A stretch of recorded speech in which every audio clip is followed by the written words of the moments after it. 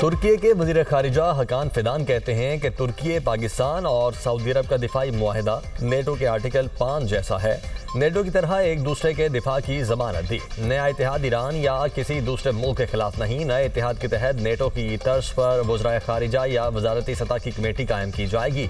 उसका general secretariat Saudi अरब में कायम होगा। मुआहदे का मकसद तीनों ममालिक की सलामती के लिए बाहमी ताउन की जमानत फराहम करना है। तुर्क सदर चाहते हैं इस इतिहाद को मज़ीद वुसअत दी जाए। मिस्र भी इन ममालिक में शामिल हो सकता है। मक्का मुआहदे से अमन, सलामती और इस्तेकामत के नए अज़्म का आगाज़। तारीख़ी दिफाई मुआहदे पर पाकिस्तान में जोशो खरोश उरूज पर। अमन, सिक्योरिटी और इस्तेहकाम का बायस बनने वाले मुआहदे के बाद इस्लामाबाद को सजा दिया गया। वफाकी दारुल हुकूमत में जश्न का समा। तीनों मुल्कों के कौमी परचम शाहराहों और इमारतों पर नुमायां। अहम मकामात पर खुसूसी LED स्क्रीन्स नस्ब। तारीखी बरादराना ताल्लुकात, बाहमी ताउन और मुश्तरका दिफाई अज़्म उजागर। लाहौर की अहम शाहरा मेन बॉलीवुड गुलबर्ग को रोशनियों से सजा दिया गया। सब्ज़ो सुर्ख रोशनियाँ पाकिस्तान, सऊदी अरब, तुर्की की दोस्ती के रंग बखेरने लगीं। वज़ीर आज़म और फील्ड मार्शल को ज़बरदस्त खिराज तहसीन। लिबर्टी चौक में आतिशबाजी का शानदार मुजाहरा। आसमान रंग बिरंगी रोशनियों से मुनव्वर।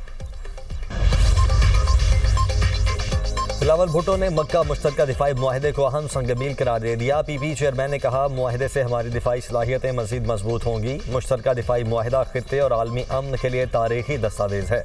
दिफाई मुआहदा सऊदी अरब, पाकिस्तान और तुर्की के मुस्तहकम और महफूज मुस्तकबिल की ज़मानत है। सीनियर वज़ीर पंजाब मरियम औरंगज़ेब ने कहा, मक्का दिफाई मुआहदा स्ट्रेटेजिक शराकतदारी के नए दौर का आगाज़ है। मुआहदा बाहमी यकजहती और इज्तिमाई सलामती के अज़्म की आकासी करता है। वज़ीर आज़म ने पाकिस्तान, सऊदी अरब और तुर्की को मज़ीद करीब लाने में अहम किरदार अदा किया। फील्ड मार्शल की क़यादत में पाकिस्तान पहले से ज़्यादा मजबूत और मुत्तहिद है। वज़ीर इत्तलात पंजाब बज़मा बुखारी का कहना है कि आने वाली नस्लें दिफाई मुआहदे को इत्तेहाद के एक रोशन बाब के तौर पर याद रखेंगी।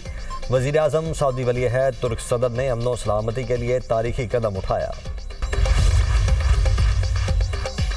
ईरान ने आबे होर्मुज़ मुकम्मल तौर पर खोलने के लिए अमेरिका को 6 शराइत पेश कर दी। ईरान की सुप्रीम कौमी सलामती काउंसिल के सेक्रेटरी मोहम्मद बाकिर जुल्कदर कहते हैं कि ईरान को धमकाया ना जाए, कौम की तौहीन ना की जाए। ईरान और उसके इत्तेहादियों पर मुसल्लत जंग दायमी तौर पर ख़त्म की जाए।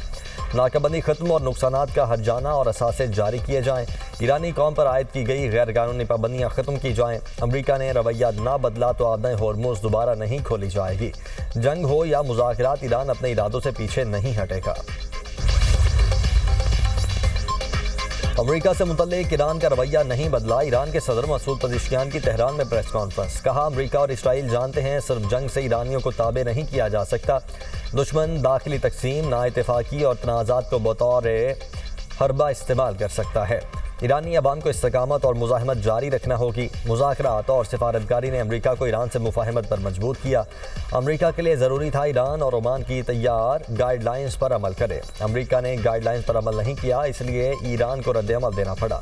गाइडलाइंस की खिलाफ वर्जियों से निपटने के लिए टीम की ज़रूरत होती है। उम्मीद है ईरान वकार और फ़ख्र के साथ इस राह पर आगे बढ़ेगा। आबे होर्मुज़ में आर्जी रास्ते के मुआहदे पर ओमान के साथ पेशरफ्त आखिरी मराहिल में है। ईरानी वज़ीर ख़ारिजा अब्बास इराक़ची कहते हैं, आर्जी रास्ते का ये मतलब नहीं कि आबे होर्मुज़ दोबारा खोल दी जाएगी। आबे होर्मुज़ खोलने का इन्हिसार दीगर अवामिल पर है। अमरीका की जानिब से मुफाहमती याददाश्त की खिलाफ वर्जियों का इजाला किया जाना चाहिए। मौजूदा सूरत हाल अमरीका की जानिब से मुफाहमती याददाश्त की खिलाफ वर्जी का नतीजा है। कराची के नौजवान ताजिर मीर रजा को गोली पीछे से लगी। मीर रजा के दूसरे पोस्टमार्टम की इब्तदाई रिपोर्ट दुनिया न्यूज़ को मौसूल। गोली ने दिल को मुतासिर किया, पसलियों को चीरते हुए सीने से बाहर निकली। दाएं जानिब छठी पसली टूटकर कई टुकड़ों में तकसीम थी। नाक की हड्डी टूटी हुई, जिस्म पर तशद्दुद के निशानात और काले धब्बे पाए गए। मीर रजा की दाएं रान पर 12 सेंटीमीटर तवील फ्रैक्चर और जख्म की निशानदही। सर के दाएं हिस्से में गहरा जख्म और मुतअद्दिद फ्रैक्चर पाए गए। खोपड़ी के मुख्तलिफ हिस्सों में जमा हुआ खून मौजूद था।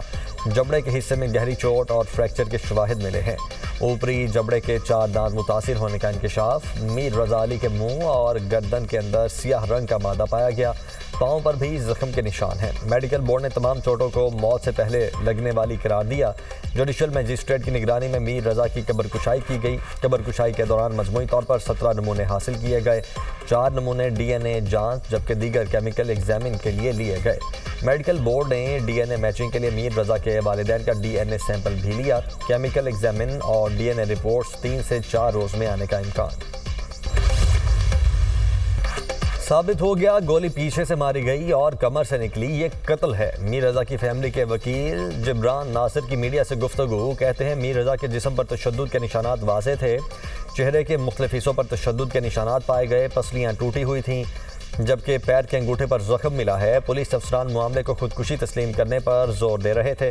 मुतासरा खानदान को घंटों दफ्तर में बिठाकर कहा गया खुदकुशी है, इसको मान लें। पुलिस को डर है कहीं ये कातिलों तक ना पहुंच जाएं। पुलिस तफ्तीश नहीं कर रही, फैमिली को हिरासा कर रही है। जो दिफा कर रहे हैं उन्हें पता है कत्ल के पीछे कौन है। मीर रजा के वालिद मीर हुसैन बोले, पहले दिन से कह रहे हैं ये खुदकुशी नहीं कत्ल है। पुलिस वाले हमारी बात पर यकीन नहीं कर रहे थे। कत्ल किसने किया, किसको बचाने की कोशिश की जा रही है। मेडिकल रिपोर्ट ठीक नहीं थी तो कैसे केस हल हुआ। मीर रजा केस में तफ्तीश के लिए बनाई गई तहकीकाती टीम को हटा दिया गया। DIG crime and investigation Aamir Farooqui की सरबराही में नई तफ्तीशी टीम कायम। SSP CTD इरफान बहादुर और SP इन्वेस्टिगेशन कोरंगी शामिल। SP इन्वेस्टिगेशन सेंट्रल और केस का तफ्तीशी अफसर भी कमेटी का हिस्सा। एडिशनल IG कराची आज़ाद खान का कहना है कि नई तफ्तीशी टीम केस की जांच करेगी। मीर रजा के वालिदैन ने तहकीकाती टीम पर अदम एतमाद का इजहार किया था। पुलिस हुकाम का कहना है कि पुलिस अब तक 15 से ज़ायद अफराद को तहवील में ले चुकी है। वाक़े की जियो फेंसिंग भी मुकम्मल की जा चुकी है। केस को जल्द हल करने के लिए मुख्तलिफ पहलुओं पर तफ्तीश जारी है।